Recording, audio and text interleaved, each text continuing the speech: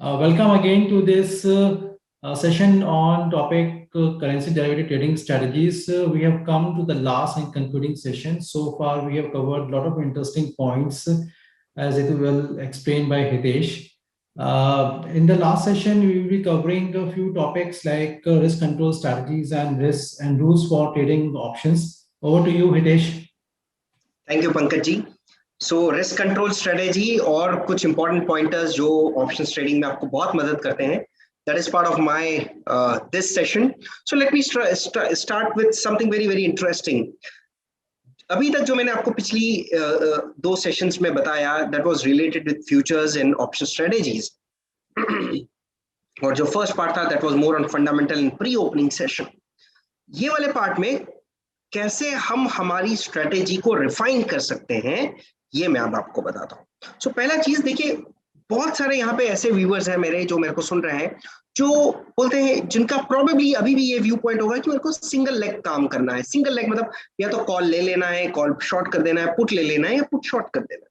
तो उन लोगों के लिए मैं आपको एक चीज बताता हूं कि apart from determining that what is expected to happen in terms of bullish और बेरिश USD/INR और any of the currency pair, उसके साथ में ये बहुत जरूरी है कि आप सही स्ट्राइक प्राइस सिलेक्ट करें.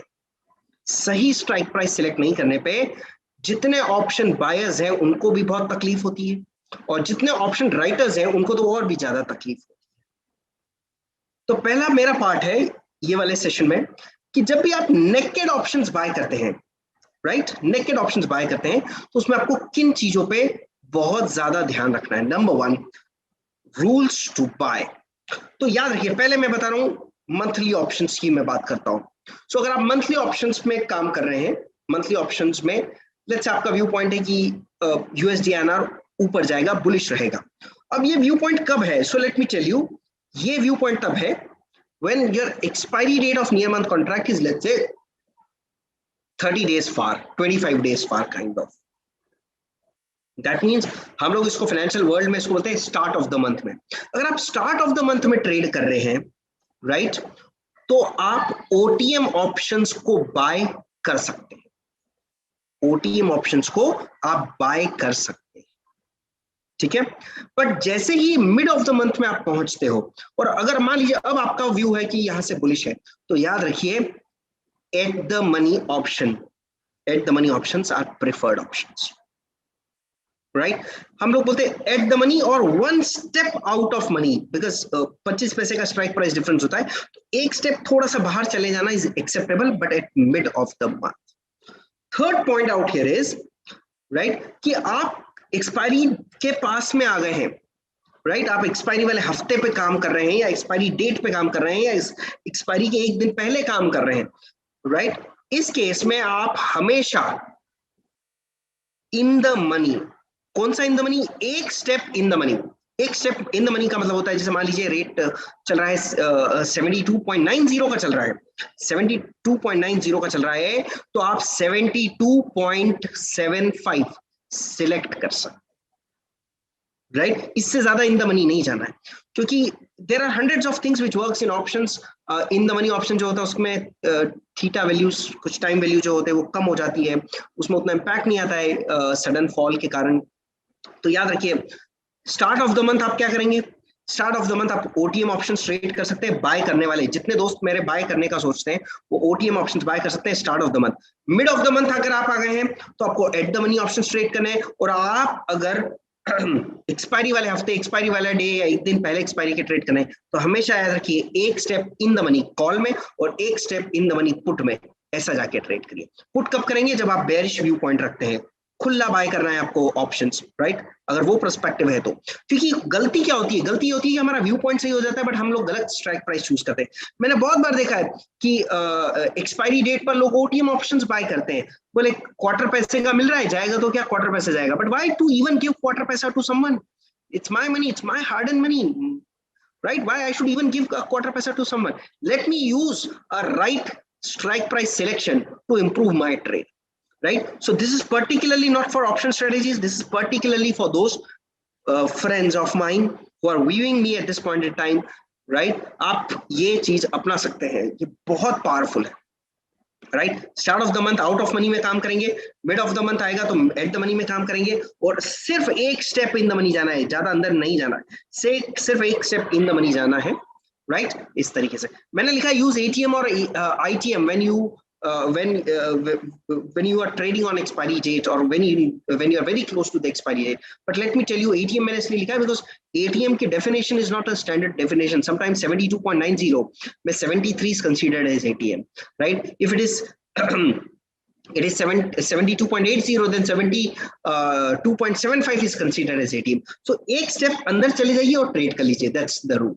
राइट बहुत इफेक्टिव, आप मार्क माय वर्ड्स, इवन 12:30 बजे के पहले एक्सपायरी डेट पे भी अगर आप ट्रेड कर रहे हैं, आपकी ट्रेडिंग एकदम से इंप्रूव हो जाएगी when you start doing it, right. View point लीजिए, सही स्ट्राइक प्राइस सिलेक्ट करिए उस हिसाब से। Coming to the weekly side of the options contract, so weekly क्या है, एक तरीके का मंथली का एक छोटा स्वरूप है, right. So start first 2 days में आउट ऑफ मनी ट्रेड करेंगे, राइट। थर्ड डे पे एट द मनी ट्रेड करेंगे, और लास्ट में इन द मनी ट्रेड करेंगे, same 2-1-2 is your rule, right. That's how it is been. Now coming to short, so ऐसे मेरे फ्रेंड्स जो नेकेड ऑप्शन शॉर्ट करना चाहते हैं, तो पहले मेरा आपसे सलाह है, राइट, कि नेकेड ऑप्शन शॉर्ट करना थोड़ा डेंजरस हो सकता है, because in that case you become too directional. Rules to short, पहली चीज अगर आप चाहते हैं तो ओपन शॉर्ट करिए, बट रिस्क मैनेजमेंट फॉलो करिए, स्टॉप लॉस फॉलो करिए। बट फिर भी मैं ये रिक्वेस्ट करूंगा कि एकदम से जो है वो शॉर्ट कर देना ऑप्शंस कभी कभी बहुत डेंजरस हो जाता है, बिकॉज अगर आप जाके देखें 2012 में क्या हुआ है, इनफैक्ट 2020 में मार्च वाले मंथ में, अप्रैल वाले मंथ में क्या हुआ है, ये बहुत रिस्की हो जाता है, बहुत रिस्की हो जाता है। इसलिए वी ऑलवेज सजेस्ट कि कभी भी ऑप्शंस राइट करते हैं तो जोड़ी बना के राइट करिए, कॉल भी बेचिए और पुट भी बेचिए, ओके। नंबर 1 ये एक बेसिक रूल है, राइट। अगर आपकी एक पोजीशन लॉस में जाती है तो उसको आगे बढ़ाइए या पीछे करिए। मैं एग्जांपल देता हूं, मान लीजिए मैंने 73 का कॉल ऑप्शन 74 का कॉल ऑप्शन शॉर्ट किया है और 72 का पुट ऑप्शन शॉर्ट किया है, मैंने स्ट्रैंगल एग्जीक्यूट किए हैं, कॉल भी बेचा है, पुट भी बेचा है, न्यूट्रल हूं मैं, और मान लीजिए मार्केट डायरेक्शनल हो जाता है, ऊपर जाने लगता है, तो जब भी मुझको ऐसा लगता है तो मैं इस पोजीशन को ऊपर कर लेता हूं। 74 वाला कॉल ऑप्शन जो है उसको मैं 75 की तरफ लेके जाता हूं, और जरूरत पड़ने पे मैं बहुत बार कॉल ऑप्शन बाय भी कर लेता हूं, सो दैट जो मुझे लॉस हो रहा है that can be manageable. Number 3 is, इसको बोलते हैं rolling over your strike price, not rolling over months, rolling over your strike price पर से। और वैसे पुट को भी आगे बढ़ाइए, because then it becomes, put becomes profitable for you, right. So adjustments in positions is extremely important. अगर मान लीजिए नीचे जा रहा है तो पुट आपको नीचे करना पड़ेगा, आउट ऑफ मनी में जाना पड़ेगा स्क्वायर ऑफ करके, और कॉल भी नीचे करना पड़ेगा, so that you should be able to manage it effectively. और square off your position if trend is strong, याद रखिए जब भी ट्रेंड स्ट्रॉन्ग हो जाता है, राइट, कोई भी ट्रेंड सिंगल साइडेड, कुछ भी एकदम ऊपर जाने लगे या एकदम नीचे जाने लगे, ऐसे समय पे ऑप्शंस जो आपने बेचे हुए हैं और वो भी कॉल और पुट की जोड़ियां बना के बेची हुई है, उनको स्क्वायर ऑफ कर दीजिए, स्ट्रेंगल्स को स्क्वायर ऑफ करने की हैबिट रखिए। In such cases you may have huge losses, right. So define level of stop loss, right, as per your risk appetite and do it, okay. एक और चीज मैं यहाँ पे ऐड करता हूँ, which is very important, square off your position if trend is strong. People usually ask me a question कि मैं कैसे ढूंढ लूं कि ट्रेंड स्ट्रांग है, तो इसके लिए एक टेक्निकल एनालिसिस में टूल है कि जो भी ट्रेंड चल रहा है ये स्ट्रांग है या नहीं है, and that is ADX. So let me request, मैं आपको नहीं पढ़ा रहा हूँ technical analysis, but because technical analysis के बिना आप ट्रेडिंग नहीं कर सकते हैं ऑप्शंस में, व्यू पॉइंट तो आपको बनाना ही पड़ेगा, राइट। सो अगर ADX बहुत स्ट्रांग ट्रेंडिंग हो रहा है तो try to avoid writing options, और अगर ADX की वैल्यू 25 से नीचे है, वहीं कंसोलिडेट कर रही है, so you may simply write options effectively, right. Not a thumb rule, but yes, when you combine technicals with options, then definitely your proficiency increases, right? Or last point out here, whether it is buy or sell, accumulate profit drop by drop. एक बार में पूरा घड़ा भरने की कोशिश मत करिए, drop by drop profits को accumulate करिए, okay? Moving on to the next pointer. क्या मैं फ्यूचर्स ट्रेड करता हूं और इसको मैं ऑप्शन से रिप्लेस कर सकता हूं? बिल्कुल, मैं ऐसा कर सकता हूं, राइट, ओके। और इसको हम लोग बोलते हैं सिंथेटिक ऑप्शन स्ट्रेटेजीज। बहुत इजी है, सिंपल है, let us understand.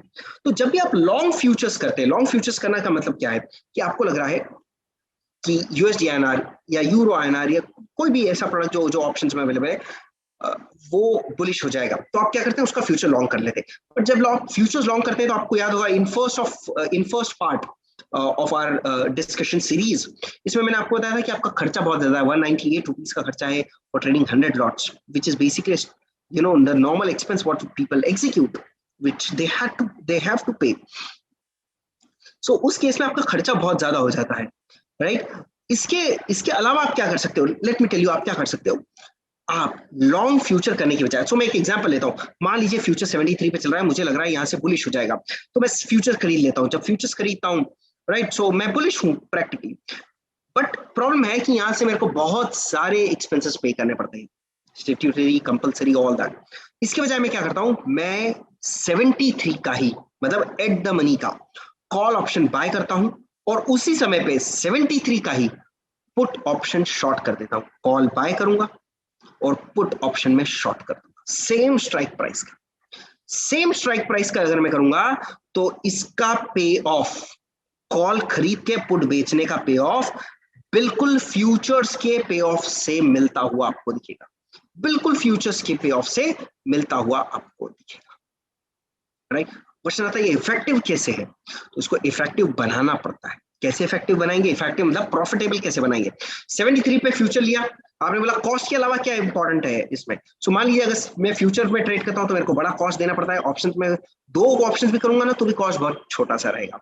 If you remember first session में हमने डिस्कस किया था 6 times you pay more in futures in comparison to options.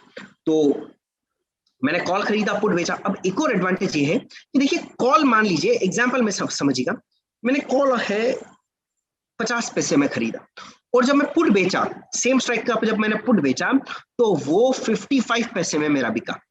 Same time पे एक चीज 50 पैसे थी, दूसरी चीज 55 पैसे थी, राइट? अगर मैं ऐसा करूंगा ना, मार्क माय वर्ड्स, ये जो डिफरेंस इन प्रीमियम है 5 पैसे का, 50 पैसे का कॉल खरीदा और 55 पैसे का कॉल बेचा, 50 पैसे आई बॉट, 55 पैसा आई शॉर्टेड। ओके, अगर मैं ऐसा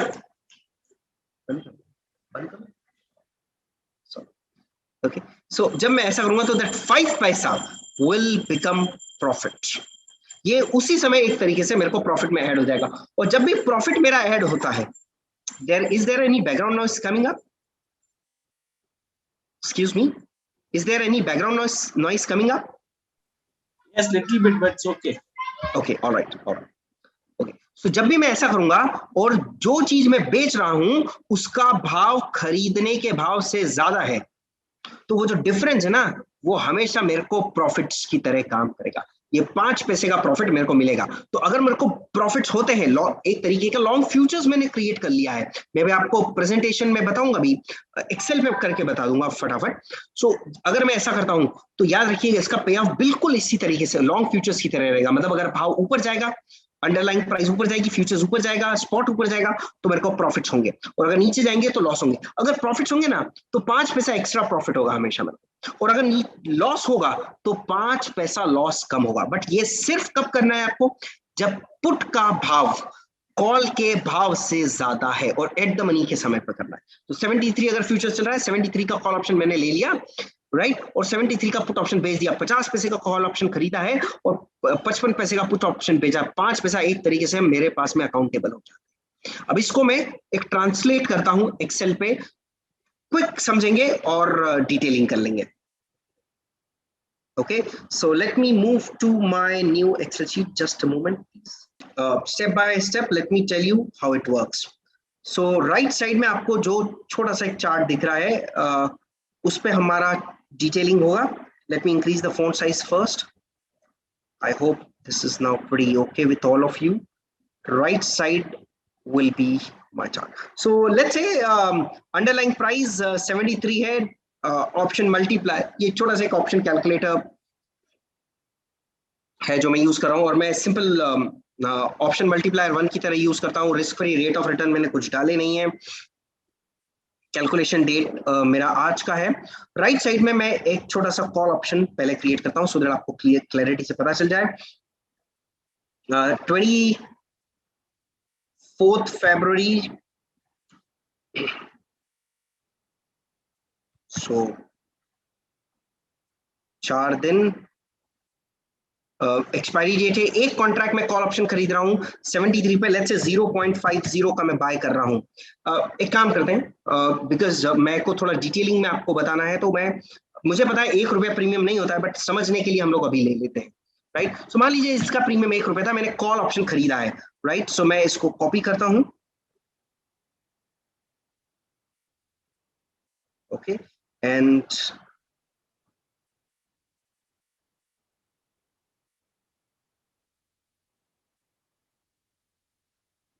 right, what is now in front of you is call option. अगर आप देखें यहाँ पे तो ये कॉल ऑप्शन का चार्ट है। 73 का कॉल ऑप्शन मैंने 1 रुपए में बाय किया है। 74 is my break even point, आप देख सकते हैं दिस इज लाइन 0 पर से, राइट, और 74 is my break even point. Plus अब देखिए मैं क्या करता हूँ, राइट, कॉल ऑप्शन मैंने खरीदा है। अब इसके साथ में मैं क्या करता हूँ, let me quickly right a put option, right? So this is just for your presentation purpose. So -1 इसको मैं put option कर देता हूं। So put option strike price same है, but 1 रुपीस पे नहीं कर रहा हूं, मैं 1.05 पे करता हूं, let's say 1.10 पे करता हूं। ओके, ये मैं कॉपी करता हूं, let me copy this and let me show you this out here. This is your futures, right? इसको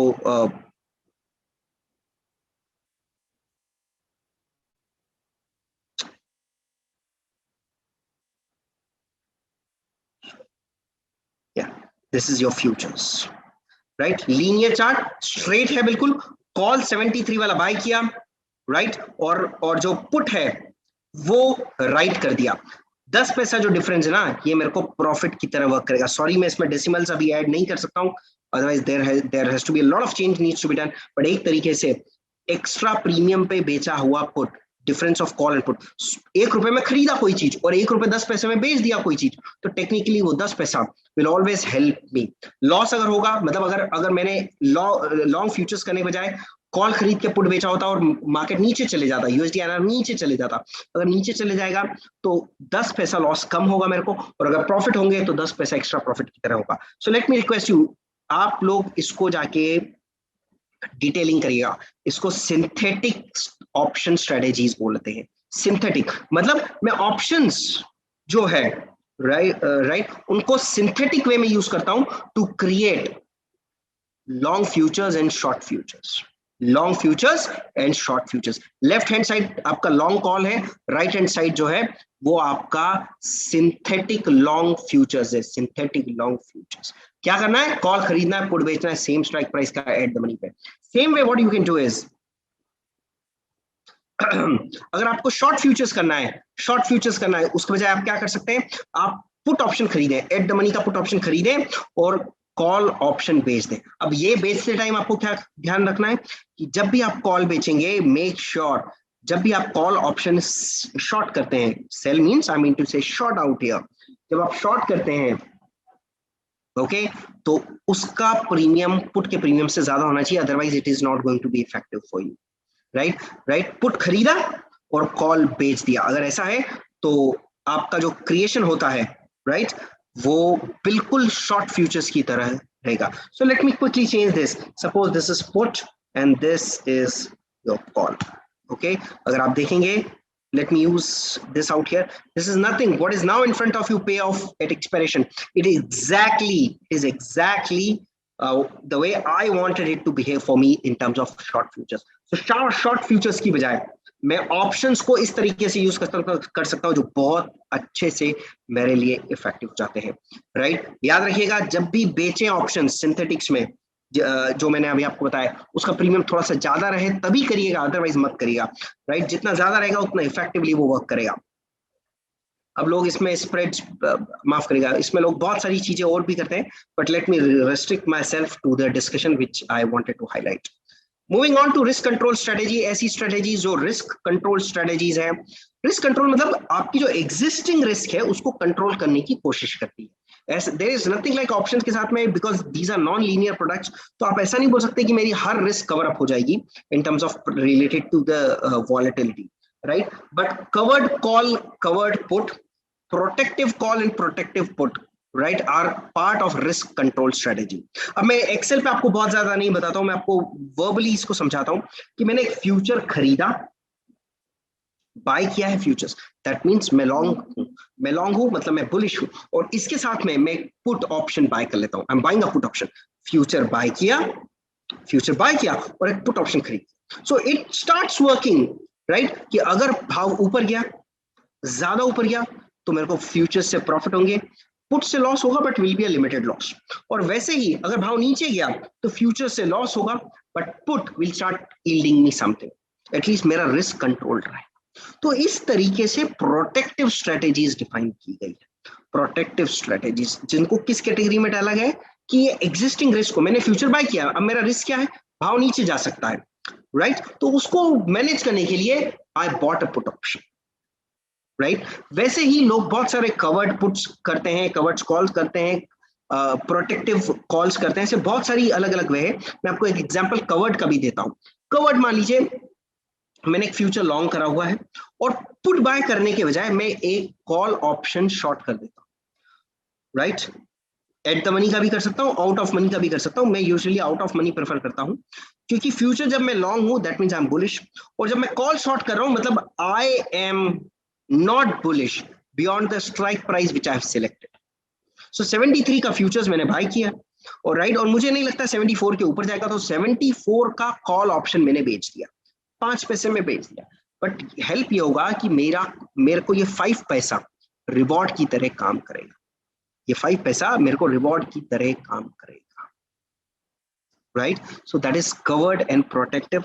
बट मेनली मैं आपको एक चीज बताता हूं, जहां आप बहुत ज्यादा रिस्क कंट्रोल करने लगते हैं वहां पे आपके रिटर्न्स भी बहुत श्रिंक हो जाते हैं, right. Okay, so covered call is popular, okay, and suggestive strategy, or protective put is a suggestive strategy.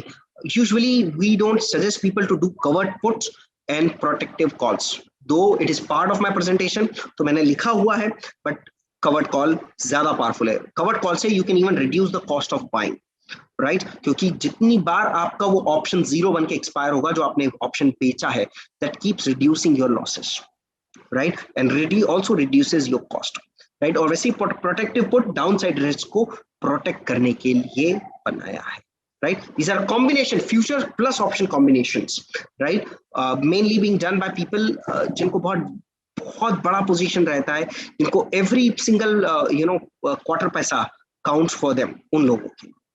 Moving on to one of my favourite slides, part of presentation at the end. Rules for trading options कुछ है जो मैं आपको बताता हूं. Never short option before event. कोई भी event होने वाला है, फिस्कल पॉलिसी होने वाला है, पॉलिटिकल इवेंट्स होने वाले हैं, मॉनेटरी पॉलिसी होने वाला है, कोई भी बड़ा डिक्लेरेशन आ रहा है, उसके पहले ऑप्शंस राइटिंग मत करिए, number 1. Number 2, never short options during volatility time. अगर आप कोई वॉलेटिलिटी जोन में है, जैसे 2020 में मार्च जो था वो वॉलेटिलिटी टाइम था, वो ऐसे समय पे ऑप्शंस राइट मत करिए, okay. Number 3, it is always recommended that buy options for intraday. Buy options only for intraday. Naked options जब आप buy करते हैं, try not to carry out your position to next day. Buy options for intraday and it has to be completely based on either bullish view or bearish view. Bullish view or bearish view. The fourth point out here is a neutral or consolidation is dangerous for option buyer. अगर आप option buyer हैं तो ऐसे समय पे कभी भी trade मत करिए जब आपको लग रहा है कि कोई मूवमेंट्स एक्सपेक्टेड नहीं है मार्केट्स में. मतलब USD/INR और जो भी दूसरे प्रोडक्ट्स हैं वो आपको लग रहा है न्यूट्रल या कंसोलिडेशन में रहेंगे. Last but not the least, by option before events based on views. बहुत इफेक्टिव होते हैं, right. Never short options before event मैंने लिखा है, and I said bye options before events, right.